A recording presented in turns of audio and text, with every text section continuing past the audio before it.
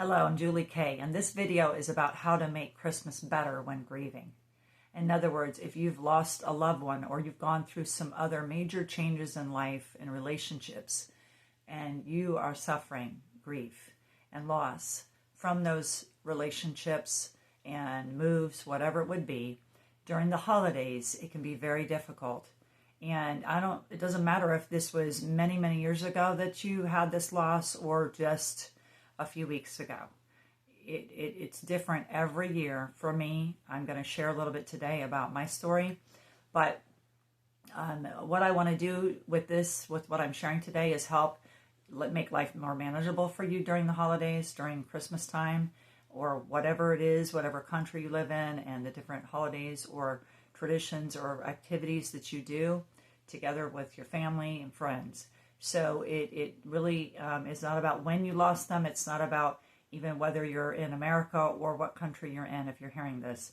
It's about making my life manageable. It's about reducing your anxiety, which is very common to feel when you go through grief, and also just bringing down the overwhelm, reducing the overwhelm, because it's so easy to feel overwhelmed. And maybe you don't right this second, but you will in a week or so.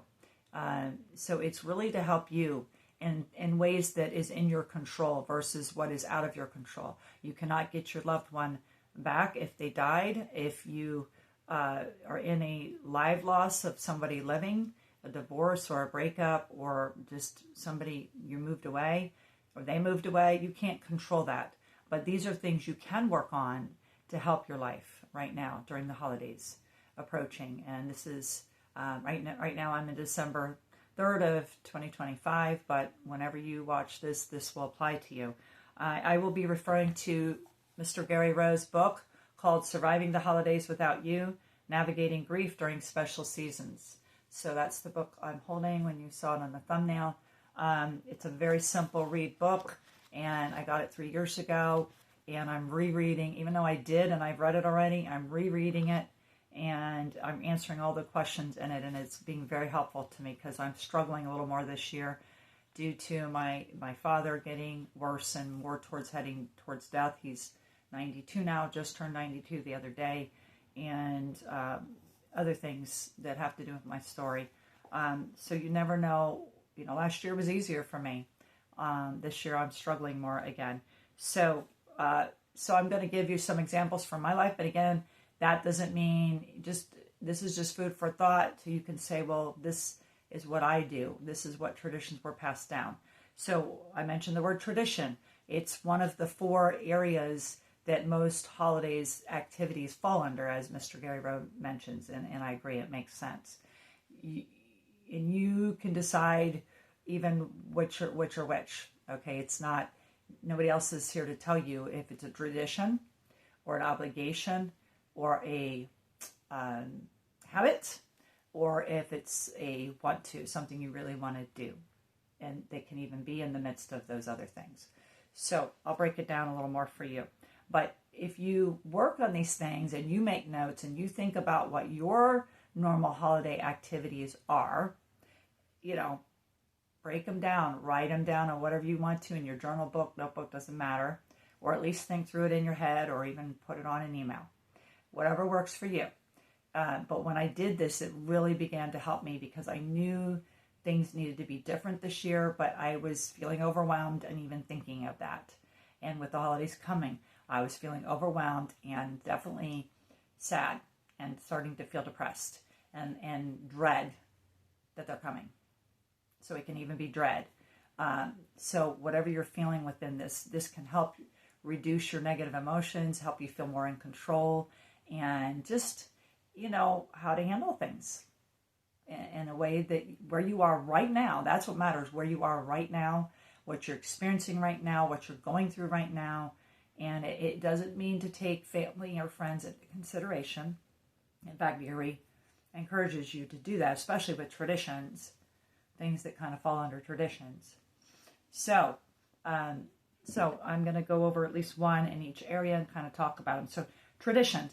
Technically, the definition, because I did look it up, is an activity or habit or what have you that's passed down from one generation to the other.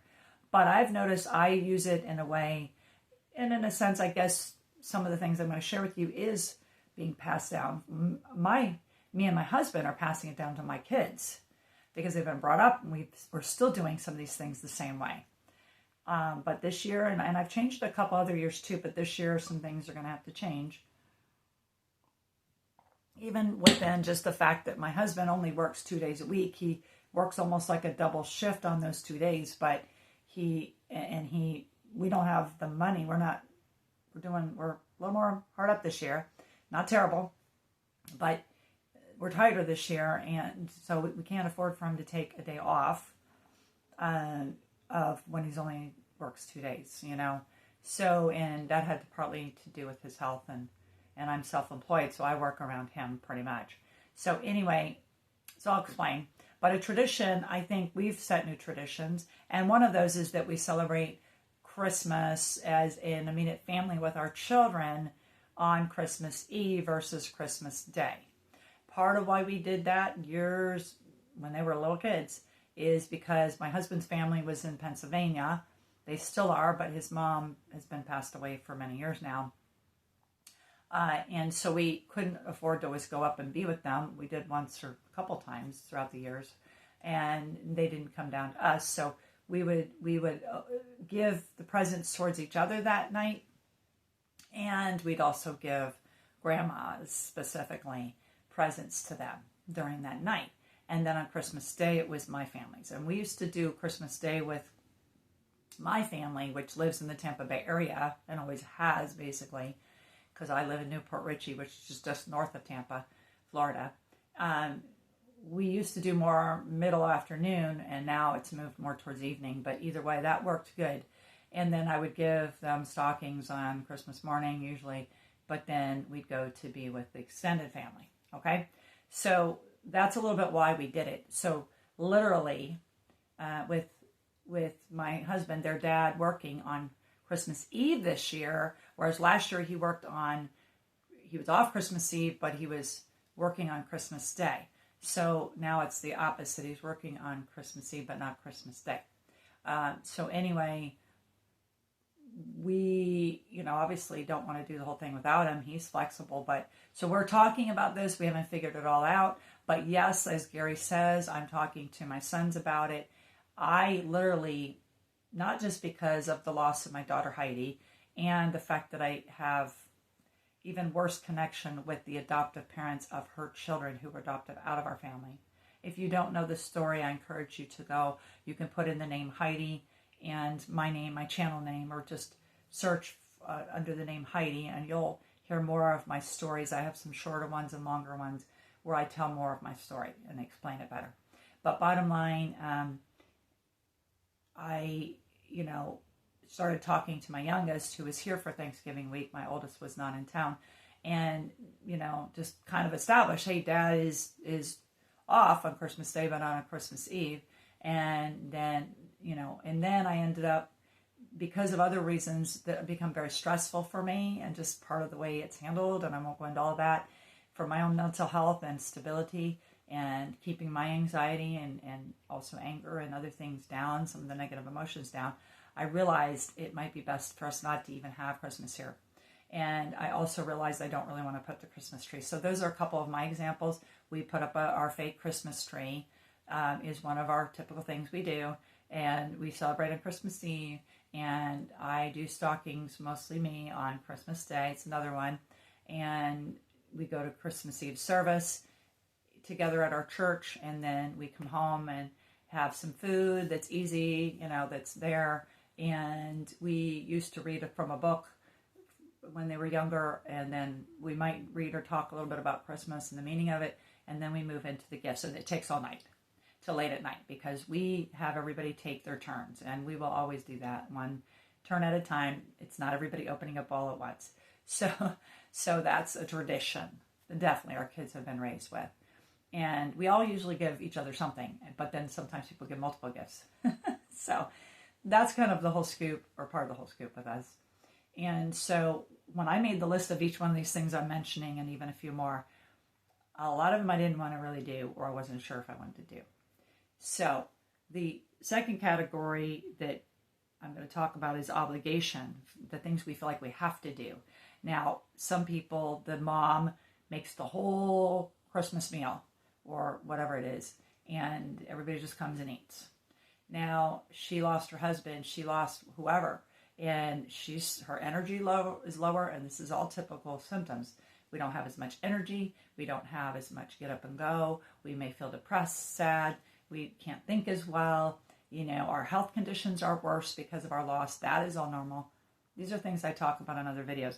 So she may feel obligated, she's got to do that meal, but she's just not able to this year. So she's going to need to tell the family, I just can't do it. So do we want to do a potluck, or does somebody else want to take over that and do the whole meal? So that's an example. I don't do that. We all chip in together and we all give in together. So, but for me, it might be that I just am not up to hosting Christmas and our present opening and their whole time together. So I actually mentioned it to my youngest. He only has an apartment, but it's about the same size as, well, our house is probably a little bigger. But as far as the sitting area, it's probably bigger than our area, just as big. And he said, yeah, so we haven't consolidated it, but I had to realize I don't think I feel up to even hosting Christmas this year. So the stockings that I do, and I've kind of been resentful in the last couple of years, like, why can't I get a stocking? They sound really ridiculous, because we're all adults. The kids are adults, and we do have a child involved now because my son, his girlfriend, who's soon to be his wife, has this daughter. So but he considers her his daughter. So we do have a little one.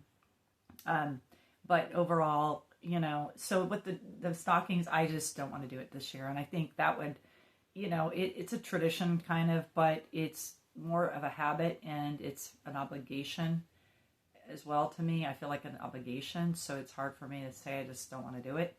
And I did mention that in front of my youngest, not all of them yet. And he said, oh, maybe we'll give you a stocking. I said, that'd be cool. So it's too much stress and it's just too much. So even the amount of presents is going to come down definitely for us this year. So that's another thing. And it set me free. It made me feel less overwhelmed, less sad and so forth. When I was able to say, okay, I'm not going to put the tree up. Now, if my husband says he really wants to, and he's all jumping in to do it, I'm not going to say no, absolutely no. But at this point, I've said no to the tree, but we're going to put some decorations around. And the fourth area, by the way, it's tradition, obligation, habit, and desires. So my desire, the thing I definitely wanted to do was put the lights up outside. I love the lights. And some lights inside too. We may put up. We already have some on a cabinet we have. So that's the definite one too, is the lights, and a lot of the rest is hesitations. So some of it still has to be worked out, but I already feel so much better, y'all.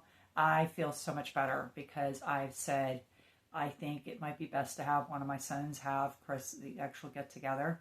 And he mentioned, hey, I still want to do something, Mom, for Christmas Eve. And we said, well, maybe we'll talk to Jeremy and see if they want to do, or maybe we'll have it here, but just not do all the presents. I don't know.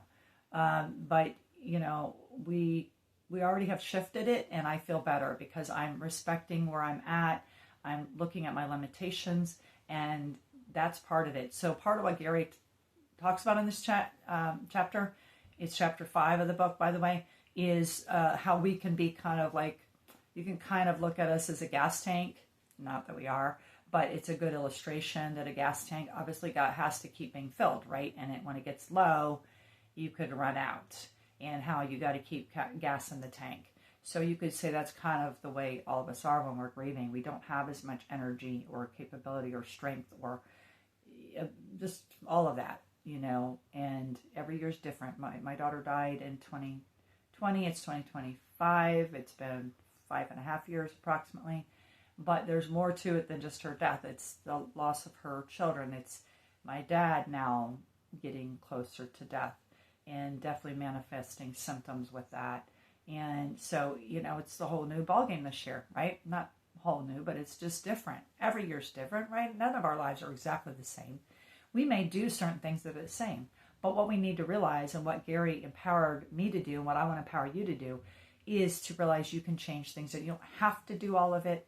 You can even change a tradition, and you can change a habit. Habits, even good habits, or habits that were good in the past that aren't good now, can be changed or broken. And so all of those are true. And you can develop maybe more want-tos, the things you want to do. And maybe you still really wanted that tradition and it's feasible, or maybe somebody else is going to help you. Maybe you can't do it by yourself anymore, but the help shows up. Family says, hey, we'll all do it together. Or a friend or a neighbor says, I'll help you. So if you want to, and you can get that ability to do it, by all means do it. But you can think about these things and make decisions. That's what I want to empower you to do. And that right there is going to help you to know how to make Christmas better when you're grieving, when you're going through grief and loss and you're suffering from that heartache. You can make it a little bit easier, a little bit better, or a little bit less difficult, whatever wording you want to use, by doing, assessing these things and writing them down, or talking about them with your spouse or whoever, and thinking through, what do I want to do differently? And I'm allowed to do that, and it's okay. Talk to your loved ones. Of course, I believe in being respectful, but you might have to respectfully and kindly just say it bluntly. This is where I'm at, and this is just the way it's going to be. Some things you'll discuss. Other things may be just, this is all I can do, and that's it. And it's okay. They may not like it, but in the long run, you're going to feel so much better. So much better. So that's what I want to share this week, and I plan to share a few more like this, different things leading up until Christmas. But whenever you're watching this, it always is applicable to other holidays and other situations. So hope you learned from this. I'm Julie Kay. Please share this out and subscribe and hit the bell so you can get